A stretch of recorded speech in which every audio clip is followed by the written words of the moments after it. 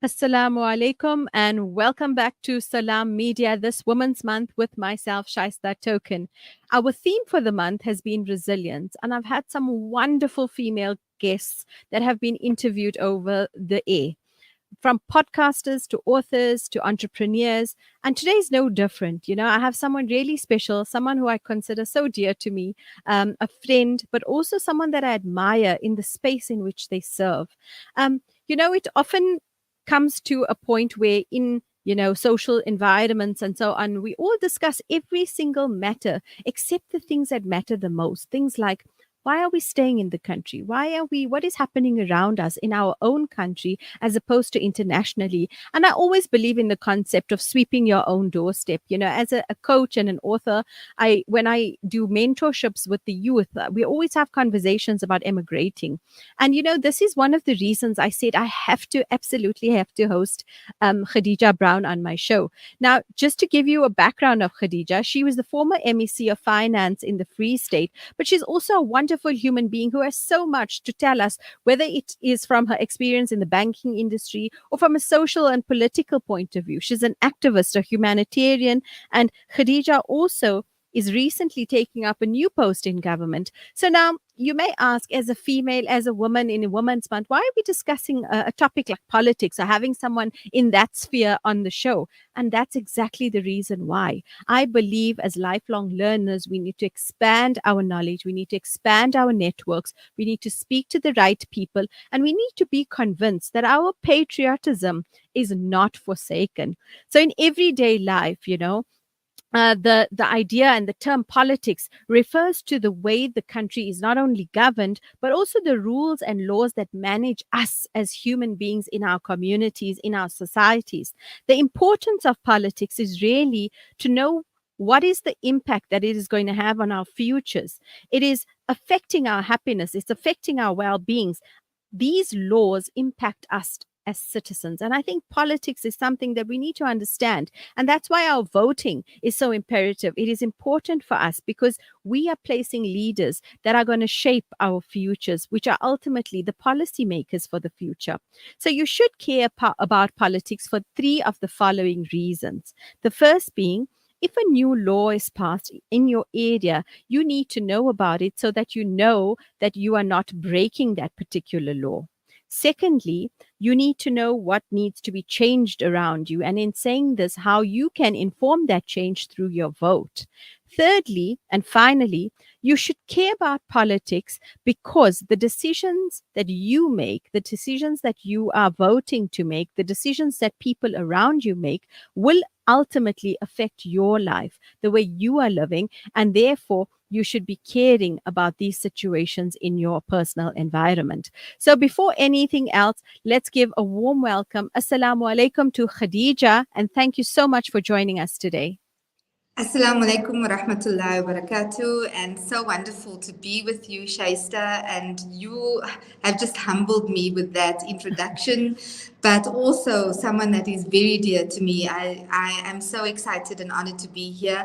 And like I said earlier today, one resilient woman to another. This is a lady who is interviewing me, who has made it on her own, with no cushy salary at the end of the month, but she keeps rising and she keeps empowering others. And alhamdulillah, in the true sense of a Muslimah, we see that as she empowers others, Allah provides that reward and all the blessings that you deserve. Thank you so much for this opportunity. Oh, such a beautiful sentiment. Jazakallah so much, Khadija.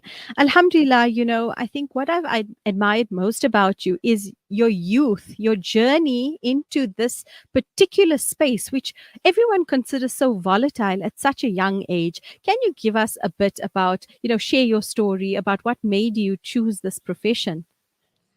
Alhamdulillah, I think it is the profession that chose me. But most importantly, when you become a leader, we note that in Islam it is said leaders are handpicked by our Creator, Subhanahu wa Taala. So I think it chose me. Ultimately, if I can just go back into history, my mom, and she hates the story, my mom finished her standard 8 in those days, and my dad a is it standard 2? Yes. Mhm. And my father owned a little spaza shop, which is just a little corner store in his community in Port Elizabeth, Gqeberha in West End. And Mm. that shop, together with my aunties and uncles, there were 12 of them, it raised all of us. And alhamdulillah, at the age of 19, I was meant to be married, and then, that didn't work out. And I asked my dad to allow me to move to my sister in Gauteng at the time. And of course, I entered the banking fraternity, corporate South Africa, Standard Bank at the time.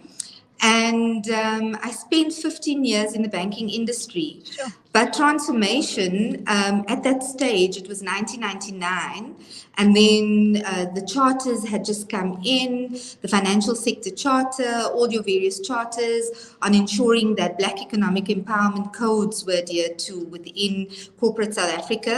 And I was Mm. appointed during the time to manage that for the province of the Free State, because I studied in the Free State. I did my degree at the University of the Free State.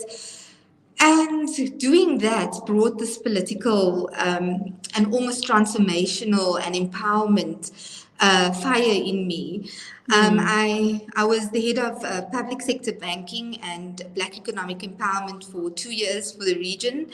I felt honestly like it was a transformation position, and I felt like the ability for me to deliver required that I up my game, and that means that the Mm. experience versus qualification needed to match. I did feel Mm. a little bit out of sorts because it was Mm. very new. Transactions, deals, putting financials together for big transactions, for equity and acquisitions was very difficult for me at the time. But I learned, and that then brought about, why do we not have enough Black business people in Mm. portfolios of banks like Standard Bank? Why do we not have Black, meaning African, Indian, and colored, more women and Black women as such in Mm. business? And those were the questions that I'd raise. And of course, then I was promoted into private banking. We had one Black private banker in the Free State, and that was Sure. a Black judge. And by the time I concluded my term in the private banking space, I had two portfolios of Black, Indian, and colored um, private banking portfolios. And I remember there were some Indian and Muslim doctors that I brought on board, and judges and attorneys and people that worked at government. And then thereafter, Mm. I was asked to do something called commercial banking, which was 12 million and above turnover. And there were three Black business people, two petrol stations, and one person that had a tender in government. And the same approach, bring in Black clients. I went and approached, knocked on the doors of Mhm. Treasury, at government and other government officials. And I said, let me have a list of some of your suppliers. As a bank, I want to see how we could best give them options to start banking with Standard Bank. And that's how I made my way towards growing a portfolio in that space, and then promoted to a public sector banking where I took over the Free State government account. And at the time, that was in 2013, I was not necessarily ready to move over to government, but there was a promulgation of a small business development department that needed a head. So the ministry had been established and Yeah. needed a head in the Free State. And I was approached by some of the people that I had worked with, who requested me to apply, which I did, and I was awarded the position, alhamdulillah. And that to me was like, oh my gosh, because it was double my salary at the time. It was such a Yeah. big achievement. And having that, being in administration, I was a chief director, CFO, a deputy director general, an HOD, which is at a DG level. And then in 2019, prior to the closure of the elections, I was asked to sign a nomination form to become an MEC, or Sure. part of the executive. And the ANC has got a policy that 2% of its electorate enables for executives to be somebody who's not necessarily very powerful in the sense of constituencies, but more on the skills development, Mm. national groups and others. And they had chosen to put me through a rigorous program. And then I had said no thrice, of course, but eventually our big mother and leader, Comrade Jessie Duarte, said, my sister, do it for all of us. Sometimes it's not going to be easy, but do it for us. Mm. And then I said, Mm. okay. And I was also called by my premier at the time, called Sisi Ntumbela, to a home. I won't forget the day. And she said, please, you can't say no. We've discussed it with Comrade Jessie, you can't say no. So alhamdulillah, it had chosen me, but ultimately at the back of your mind, and I think true to many of us women, is that when we want to do something, we do it with conviction, we do it Mm. with with absolute passion, and we do it with, of course, a vision in mind that is going to benefit community at large and everyone. But I'd like to state this before I move on to your next question, is that the one thing I promised myself was that, and I heard it from many other politicians before as they exited their little term, was that we Mm. don't often empower our own. So I Mm. made a commitment to my community that out of, for example, let's say I do 50 bursaries, discretionary, 10 of them will come from my community. If I am doing 100 financial loans to small businesses, 20 of them will come from the colored, Indian, white women community. And I've been able to Mm. achieve that, alhamdulillah. So hopefully, Alhamdulillah. going forward, we can look at such empowerment from some of our leaders to make sure that we balance the demographics of our society and of the constituencies that we serve. Ah, that was such a beautiful rendition, just taking us through your journey. And I think it's so inspiring just to hear that also you had a sister, Sister Jessie, as you called her, that actually put her hand down to pull you up.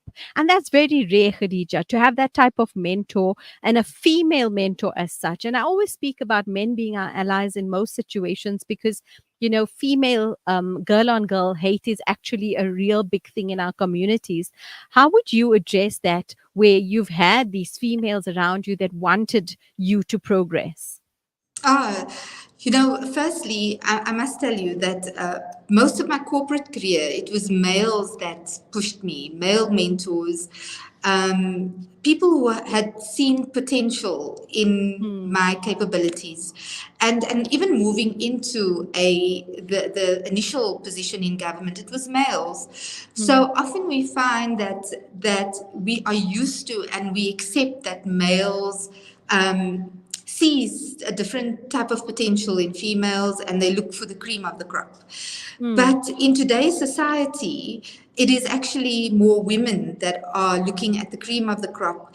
And for me personally, if I see a young girl that has got the attitude, the ability, the humility, a mirror of something that I would want to be associated with.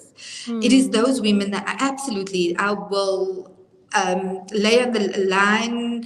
I would go to all lengths to try and assist those type of women. And without standing my entire career, I have really focused on young girls and women, and most importantly, in the sector that I belong in, which is the financial services sector. The key for me was to ensure that um, young girls being financially liberated does Hmm. not allow for young women and women at large to be vulnerable in today's society, which is a very big scourge. I find Yeah. that even in our Islamic society, we finding that there are higher divorce rates and Hmm. higher separations or partnerships that are happening without necessarily the women understanding that if I contribute to this marriage or if Hmm. I contribute to this relationship, I shouldn't only be doing clothing and food Yes. and the Hmm. children. I should Hmm. be part of purchasing assets, Hmm. businesses, proprietorships.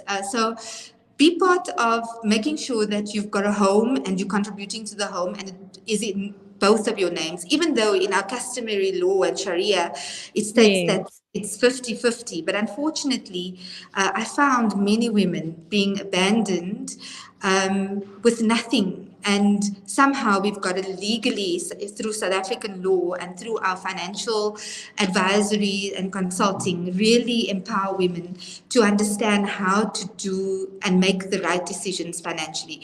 So that is a big, big drive. And I think apart from mentorship and supporting women, it is about the implementation. So it's not only just support opening an opportunity What for a next? job or a contract or some sort of referral, but also just to empower them in the everyday socioeconomic I think environments. that is such important advice because as a coach, I see that in mainstream where I do marriage counseling as one of the forms of coaching that I do.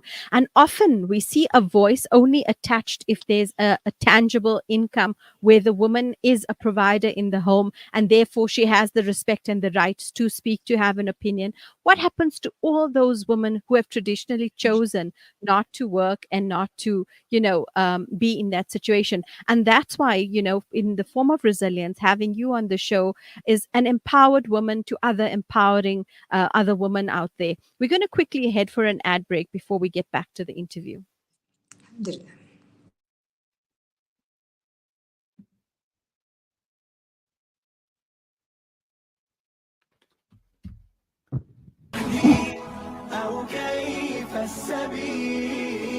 Humanity sets the agenda. Shimmer, sparkle, captivate. Nothing less than a masterpiece. Droplets of gold inspires precious design. Platinum bursts with intricate freshness. And every pure diamond becomes more than just a girl's best friend. Voda Gold Gem Jewelers, where timeless dreams become a reality. Come to us. We tailor-make designer gold, platinum, and diamond jewelry. Trade in or remodel your old gold. Clad yourself with classy name-branded watches. We offer insurance valuation and freezer card calculation. Visit us at 534 Ridge Road, Overport, or call 031 208 9142. Voda Gold Gem Jewelers, manufacturers of fine gold and diamond jewelry. After the recent attacks on Gaza, many families have been displaced with their homes left destroyed. Through your donations, our teams are on the ground in Gaza, providing support and delivering necessary aid to families affected. The people of Gaza need your help. Give hope. Donate today to Penny Appeal South Africa. www.pennyappeal.org.za 031 1100 573. We are here on the ground with many appeal organizations in Gaza. Valley's Motor Spares. We supply motor spares and accessories for all makes and models of motor cars, LDVs, bakkies, trucks, and earth-moving equipment. We deliver on time, every time. Please contact us via WhatsApp on 014-592-0925 or call 014-592-0925 or visit 28 Zenderling Street, Rustenburg. Remember the name, Valley's Motor Spares. Dad, these Frymax chips are so tasty. Wow, that really takes me back. My dad bought me a Frymax chips every day after school. They were my favorite when I was your age as well. Quality is at the very heart of what we do, and that's why we ensure that every Frymax packet is filled with the beautiful goodness and flavor-packed taste that you've come to expect from us since 1982. Frymax, from generation to generation. You South African, of course. You anxious about the future. We've got you covered. Build on your wealth portfolio with Rendry Jewelers Gold Coin Exchange. Visit us at 151 Stephen Dlamini Road, Musgrave, Durban, or call us on 031-202-4700 for more information. Rendry Jewelers Gold Coin Exchange, your passport to gold investment. Breaking stereotypes, moving boundaries, joining hands.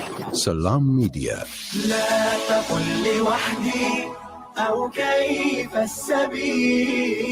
Humanity sets the agenda. Assalamu alaikum and welcome back to Salam Media with myself, Shahista Thokan, in conversation with Gadija Brown, who is an empowering woman. I think there's so much of inspiration through the interview where initially you would think, where do people get this desire or this, ability to join politics? And Khadija, just looking at you, you're soft, you're calm. It's everything that a politician may not seem in the real world. So, as a young girl, did you ever envision this future for yourself? And what type of qualities did you need to grow or groom to take on this persona? Oh, absolutely not. Alhamdulillah, I never, and I say it, I still say it, I'm not a career politician, but I am a very astute worker. So it doesn't matter which sector or industry I will go into or even, establish, I will make things happen. And that comes with your theme of resilience, remaining resolute, not being able to take no for an answer, almost trying to be you say soft, and humble, but in some other ways, humbly arrogant.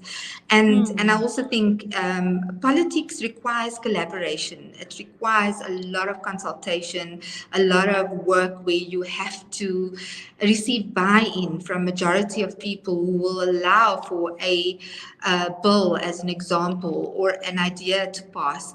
But most importantly, I think the biggest skill that I've had to learn to do is to be very direct, had to really understand my values and my ethical core, really understand self before I could make the world understand somebody else, or the world understand you, because you become such a public personality that if you're uncertain about who you are, you not only lose trust from your constituencies and the people, but you also lose trust from the future leaders. So I had to really determine at that point, who is Gadija? There's no mediocrity, there's no middle line, there's no gray area. You either or. So if I'm standing for a certain policy position or advocating a certain subject or matter, I need to be firm, and I cannot move away from that no matter what. And sometimes it takes you down a very difficult road where people vehemently disagree, and you are opposed, and you have to accept that. Once again,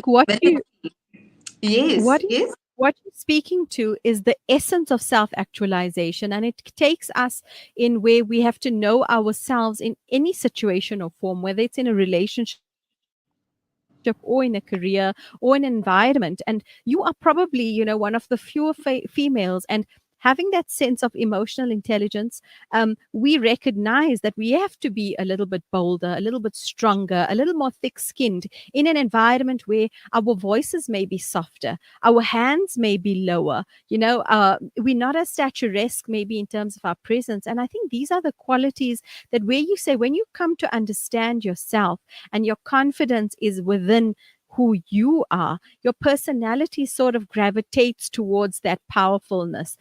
Would you agree that, growing or maturing faster or sooner than you had to was part and parcel of this experiential role as MEC? Oh, Shahista, definitely. I was wondering at 35, young 35-year-olds are experiencing life very, very differently, where I was allowed to go into restaurants and or I was allowed to go out with friends, or you're allowed to be on social media, just posting a beautiful time traveling with your family. But being in the political environment, I've had to watch every step that I made, and I've had to make sure that outside of having bodyguards and outside of having a team that runs your life, your agenda for the day, for the week, outside of not having weekends, and outside of not being MEC, but who is Gadija? Who is she? And that part of me, I lost a little bit, and I'm regaining that now. So I finished my term on the 15th of June. So the 15th of August was 2 months, and in these 2 months, I've been able to reconnect with my kids. I've been able to reconnect with family, have a little bit of more time for personal things. But yes, I've had to mature. I am somewhat this 50-year-old in a younger body, but it's also allowing me to reinvent myself, which is so beautiful, alhamdulillah. And so where to from here, Gadija? Well, at this point, nothing has been finalized, but I am working. I've established a foundation in 2021, which is Gadija Brown Foundation, and that work I do there largely. For example, in the Free State, we've got young women and children who have, married foreign nationals, either Bangladeshi, Pakistani, and then they leave without dissolving the marriage or without or being divorced, and we left with women who came into the fold of Islam and children into the fold of Islam. So we've got some programs and projects there, but I do mostly financial advisory because of my past experience in the bank. And now I am working on some consulting with Africa because I've got a 13th month cool-off period, so I'm unable to do any work directly with South African government. So I just established a little consulting for Africa on governance and some of the fintech environments and so on and so forth. So I'm dabbling into a lot of things, and I'm still called to do talks here and there. And and I'm also on the advisory board, appointed as one of the economic advisors for the Machabeng municipality, who's got a big gas project that's happening there.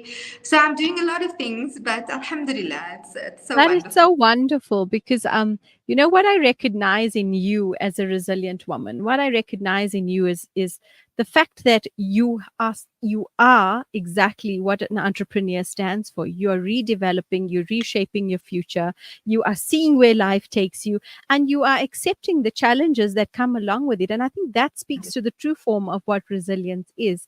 Now, I mentioned earlier to you that as a youth mentor, I host these workshops where we have, career guidance, or we talk about, youth development in different areas of community. As a philanthropist, also the idea of being selfless, which is so rare to our next generation Z.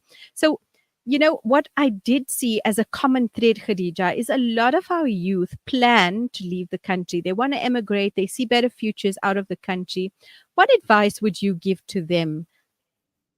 It's not only youth. I think it's young professionals and middle class. But let me start by saying this. The world is pouncing on Africa. Africa has got 60% of the world's arable land. Africa has got 90% of the fish to feed the world. Africa has got commodities and endowment that deals with all sorts of manufacturing, batteries, cell phones, everything that you can think of. And Africa is absolutely the place to be. And whilst we wanting to have a job and have a profession, perhaps yes, go to New Zealand for a little while, go to another country for a little while. But if you really want to be successful in industry and business, South Africa is the gateway into Africa. First and foremost, its reserve bank is one of the top 10 reserve banks on the continent.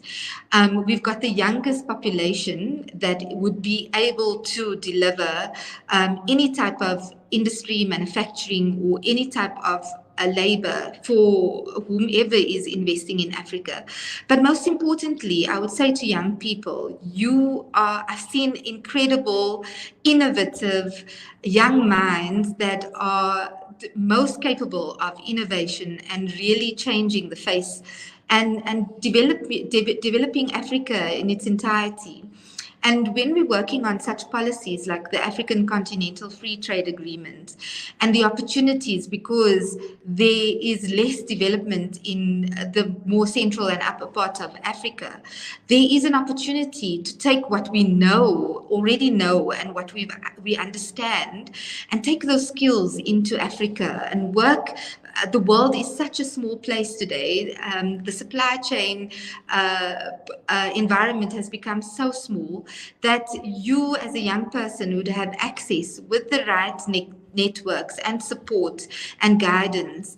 Africa is the place to be, and there is no better place to live on this continent than South Africa. It is rated from a tourist perspective and also development perspective as one of the largest. And I do believe that we have still not seen the best of our country, and I do believe that the re-engineering of our country is on path, and I do believe that the opportunities is endless, because we can see that as certain entities are disinvesting, BRICS and other countries are so interested in investing, and there is absolute opportunity for anybody and any young person. So please don't lose hope. We've got a lot of change still to happen, and inshallah, I believe that change it's on the right path. So don't.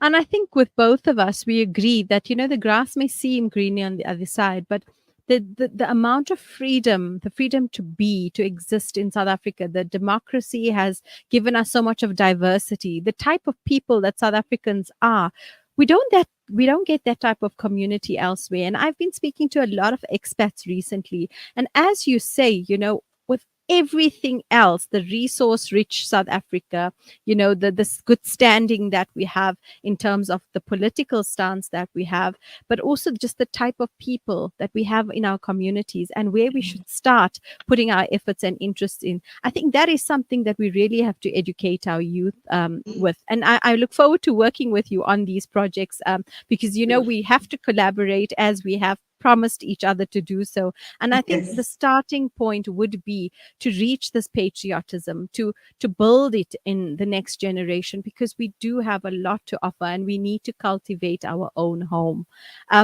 Finally, to conclude the interview here today, Gadija, do you think there's a future for politicians in our country, and how do they go about assuming this role? I mean, you were fortunate enough, your growth process was paralleled with the BEE movement and so on. But now that we're in a situation where there is ample, let's say, pools to choose from in terms of female driving forward to the political realm, how do young girls out there who we see as activists in their communities go to that role of applying or doing the right things or the right education? What would you say is the starting point?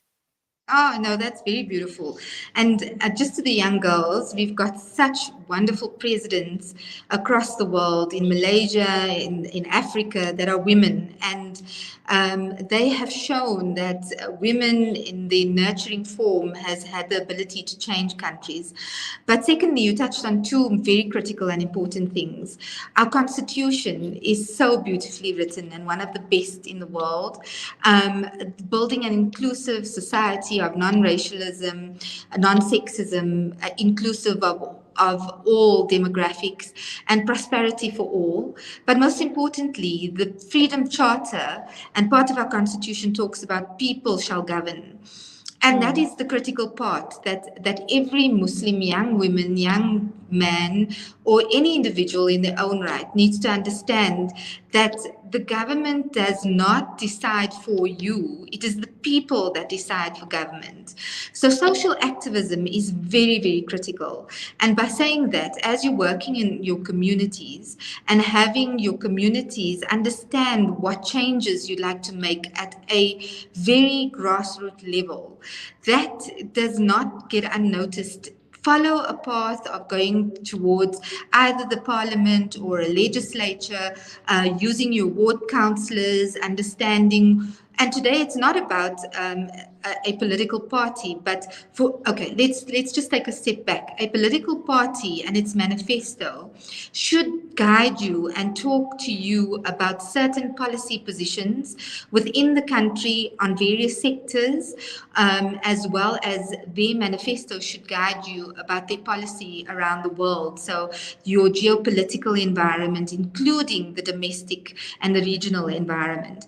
So that is first and foremost. Understand the manifestos of political parties and understand where does your heart and your conviction resonate. And once you know where your heart and your conviction resonates, you should be sitting there in a party that talks to your soul.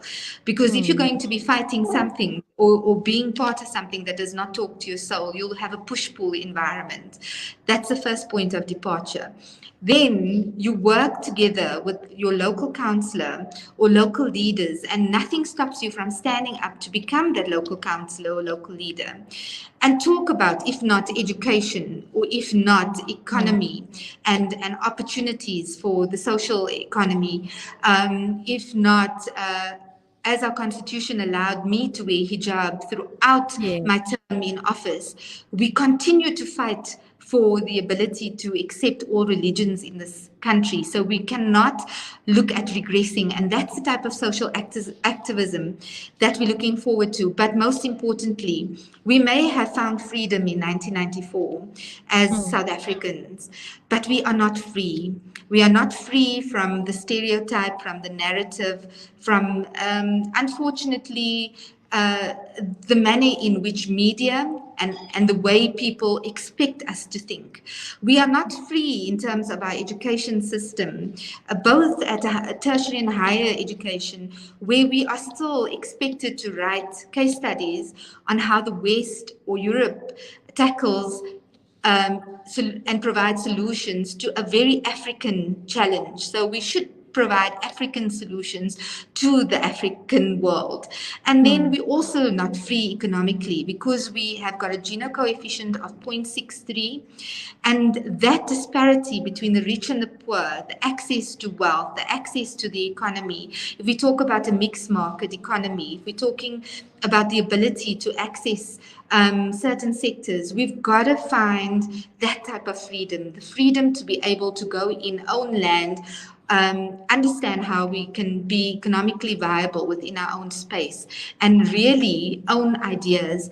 So I think freedom for young people today is not necessarily just to live in an inclusive society, but to live and be equal in this inclusive society. Equality and equity is still very vast, and that's the type of freedom we still have to work towards. So any social activist, any of you young people who have ideas to ensure that we deal with poverty, we deal with this high inequality and unemployment, and we really look at a market where people have got equal access to whatever is out there. That is the type of freedom that we are looking for. So I will support any development and empowerment. God, inshallah. I hear the passion, I hear the belief, I hear the hope in your voice, and I really am so grateful that you've given us time today on Salam Media to have this interview, because I thought it was so important to have this in our archives for Women's Month. You don't generally put in politics with a social type of a narrative that you want to have for Women's Month. But I believe true resilience is when we know that we are capable of doing something and push through those challenges in order to achieve it. So Jazakallah, thank you so much, Gadija Brown, for your time. Lots of love. Looking forward to seeing you soon. And thank you once again on behalf of Salam Media. Thank you, shukran, jazakallah to you, Shahista, to Salam Media, all our brothers and sisters watching. It was fun and wonderful, and continue to spread the word. MashaAllah, you're doing wonderful work. Jazakallah. Assalamu alaikum wa rahmatullahi wa barakatuh. Wa alaikum salam wa rahmatullahi wa barakatuh. We are now going to head for an ad break before we conclude the show on the theme resilience.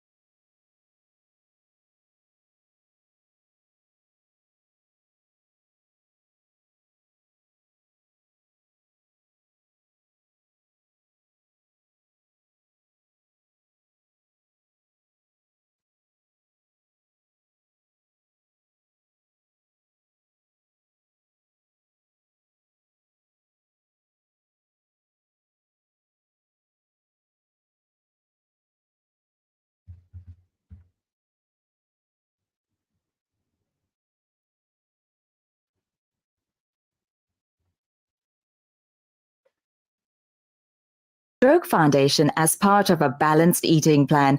So whether I'm cooking, frying, or baking, I know every dish will be a wholesome one. Sunfoil, now we're cooking. Sponsor an orphan, and you'll help support a vulnerable child to have the education they've always dreamed of, so they can build a brighter future. You'll be feeding a hungry stomach and a hungry mind with knowledge that will last them a lifetime. That's the power of an education. Sponsor an orphan now with Islamic Relief. Are you planning a wedding, birthday party, corporate event, or any special occasion? Kane's Catering Services got you covered. Our catering services are here to elevate your event to unforgettable heights. From tantalizing appetizers to mouth-watering main courses and desserts, our culinary creations are crafted with passion and precision to delight your guests' taste buds. Our spit braai is a talk of the town. Indulge in succulent, tender meats, slow roasted to perfection over an open flame. Kane's Catering Services chefs bring creativity and expertise to every dish they prepare, ensuring that each bite is a culinary masterpiece. We take care of your guests while you relax and enjoy every moment of your function. Whether it's plated meals to a simple buffet, we are on top of it all. Ready to start planning your perfect event? Get in touch with us today to discuss your catering needs and request a personalized quote. Let us take your event to the next level with our exceptional catering services. Kane's Catering Services, situated at number 373 Jabund Lovo Street, Pietermaritzburg. Call now 033 342 3511 or email us on info@kanees.co.za for Pietermaritzburg and surrounding areas only. Visit www.kanees.co.za. Breaking stereotypes, moving boundaries, joining hands. Salam Media.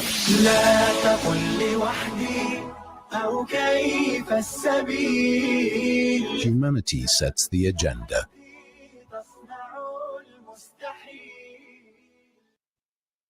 Assalamu alaikum and welcome back to the end of our show here on Salam Media.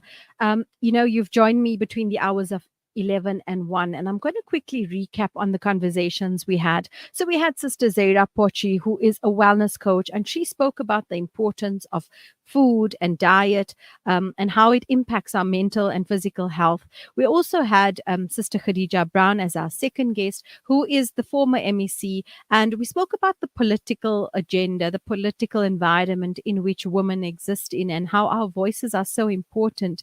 We've given these platforms now, whether it is in our own communities or in the larger areas outside our communities, such as social media and so on, to give our opinion on certain things which directly affect the quality of life of our lives. We spoke about the youth and about staying, in South Africa, building South Africa to where it should be and where it can be. Having a future and planning a future gives a sense of hope to us, as females, as women, for our next generation, for our children, as teachers, for the learners that we teach as well.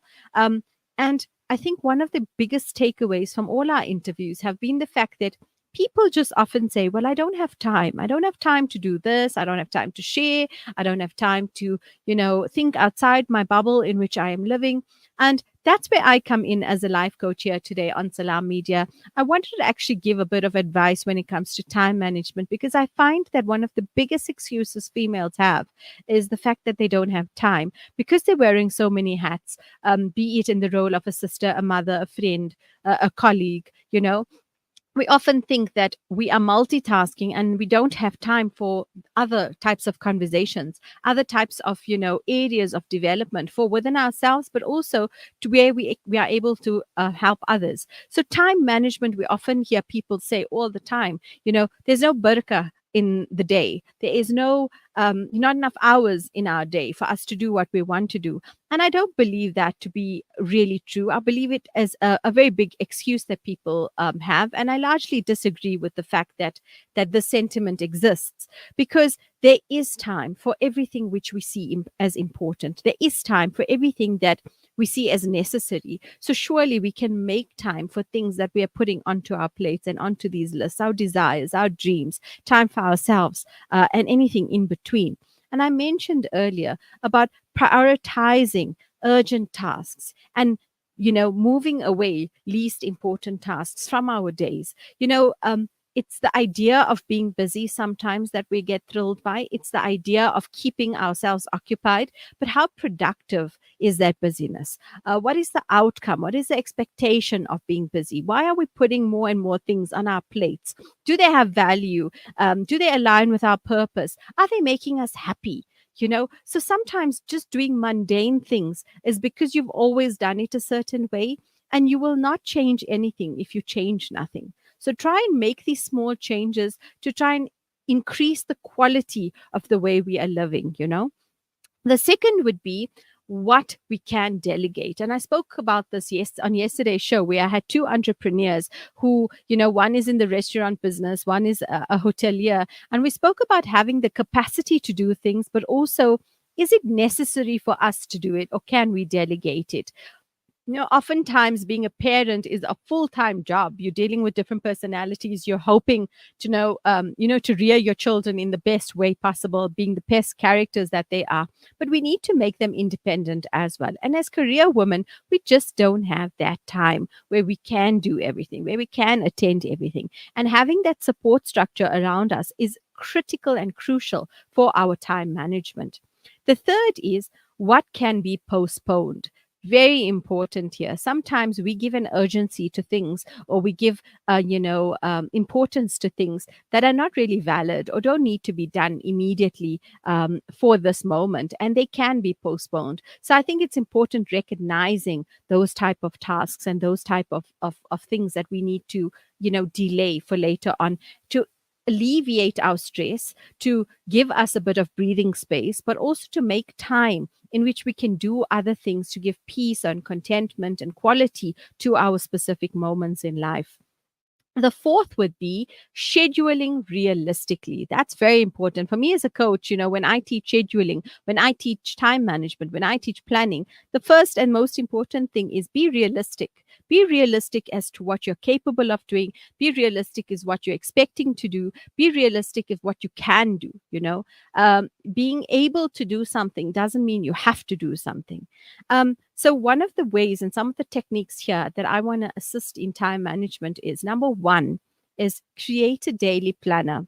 Every single day is different. Every single day when you wake up, you're going to have different things pulling you in different directions. So having a basic idea, a basic routine of how you've done things and how you want to do things for that day is so important, because it gives you at the back of your mind, a subconscious, a mindset that you need to plan according to what you have for that day. The second was something that has been a game changer for me, is where your emails become a reminder on your calendar. So yes, you have pressing matters to do sometimes, whether it's from a school, from your job, whatever it may be. Those emails can be created as reminders on your calendar so that you are able to prioritize the task which needs to be done.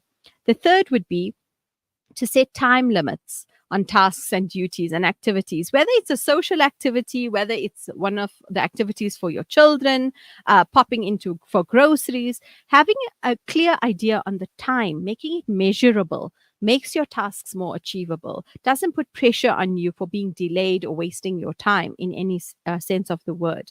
And finally, is don't create more work. So it's do what you have to do in the day.